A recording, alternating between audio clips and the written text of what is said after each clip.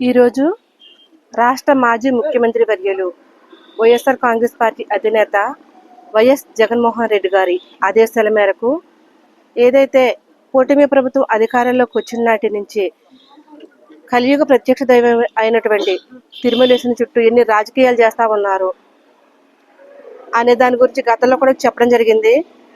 ఈరోజు అంత గొప్ప పుణ్యక్షేత్రంలో టీటీడీ చైర్మన్ పదవిలో ఉన్నటువంటి ఒక వ్యక్తి అతను ఛార్జ్ తీసుకున్నప్పటి నుంచి అక్కడ జరుగుతున్నటువంటి ఎన్నో అసాంఘిక కార్యక్రమాలు కావచ్చు, ఎన్నో అపచారాలు కావచ్చు, వీటన్నిటి మధ్యన కూడా ఇంకా వ్యక్తిని తొలగించకుండా ఖండించేయడంలో కూటమి చేస్తున్నటువంటి కుట్రలు బయటపెట్టాలనే ఉద్దేశంతో మా పార్టీ అధినేత జగన్మోహన్ రెడ్డి గారి ఆదేశాల మేరకు ఈరోజు రంపచోడవరం నియోజకవర్గంలో పోలవరంలో ఉన్నటువంటి వెంకటేశ్వర స్వామి గుడిలో పూజలు చేయించి త్వరగా టీటీడీ చైర్మన్ని పదవి నుంచి తొలగించాలని చెప్పేసి పూజలు చేయించి మేము అందరం కూడా ఈ ప్రెస్ మీట్ ఇవ్వడం జరుగుతూ ఉంది. ఎందుకంటే మా నియోజకవర్గానికి సంబంధించిన ముఖ్యమైన నాయకులందరూ కూడా ఈ కార్యక్రమానికి హాజరవడం జరిగింది. ఎందుకంటే గతంలో ఎప్పుడు లేని విధంగా ఏదైతే ఎల్లో మీడియా 2019 నుంచి 24 వరకు కూడా ఏదైతే ఎల్లో మీడియా టీటీడీకి సంబంధించిన వాటి మీద బురద జల్లుతా ఉందో, ఈరోజు వాళ్ళ కూటమి ప్రభుత్వం అధికారంలోకి వచ్చిన తర్వాతే టీటీడీలో ఎప్పుడు జరిగినటువంటి అసాంఘిక కార్యక్రమాలు కానీ అన్ని జరగడం మనం చూస్తా ఉన్నాము.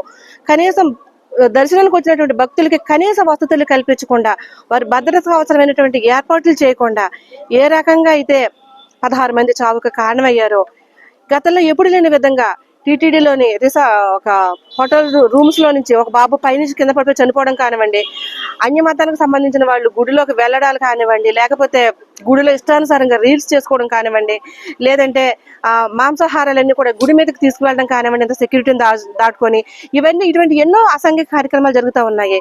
తీరా చూస్తే ఎవరైతే టీటీడీ చైర్మన్ గా ఉన్నారో బిఆర్ నాయుడు, అతని మీద పదవి ఇచ్చినప్పటి నుంచి కూడా అనేకమైనటువంటి ఈ ఎల్లో మీడియా ఛానల్లో ఎన్నో ఆధారాలు చూపిస్తా ఉన్నాయి అతను కరెక్ట్ కాదు పదవికి అని చెప్పేసి.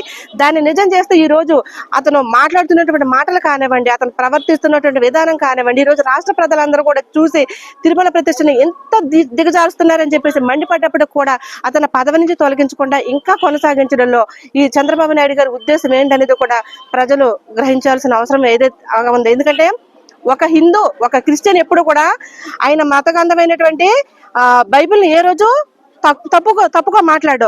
అలాగే ఒక ముస్లిం ఎవరైతే ఉంటారో వాళ్ళ మతగంధమైనటువంటి ఖురాన్ని కూడా ఎవరు తక్కువ చేసి మాట్లాడరు.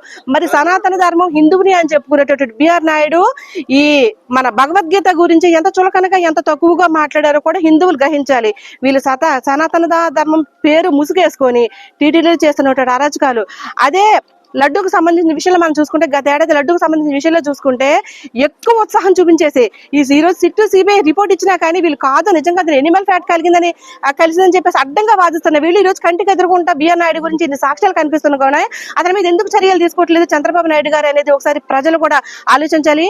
వెంటనే ఎవరైతే బిఆర్ నాయుడు ఉన్నారో అతను ఈ పదవికి అనర్హుడు, టీటీడీ భద్రతను గాలికి వదిలేసి సొంత కార్యకలాపాల్లో ఉన్నటువంటి, అలాగే దేవుని గురించి తక్కువ చేసి మాట్లాడుతున్నటువంటి ఈ వ్యక్తి ఈ పదవికి అనర్హుడు. కాబట్టి ఇతను వెంటనే పదవి నుంచి తొలగించాలని చెప్పేసి కూడా వైఎస్ఆర్ పార్టీ తరఫు నుంచి మేమంతా కూడా డిమాండ్ చేస్తా ఉన్నాం. దానికోసం ఈ రోజు ఇక్కడ పూజలు చేస్తా ఉన్నాం.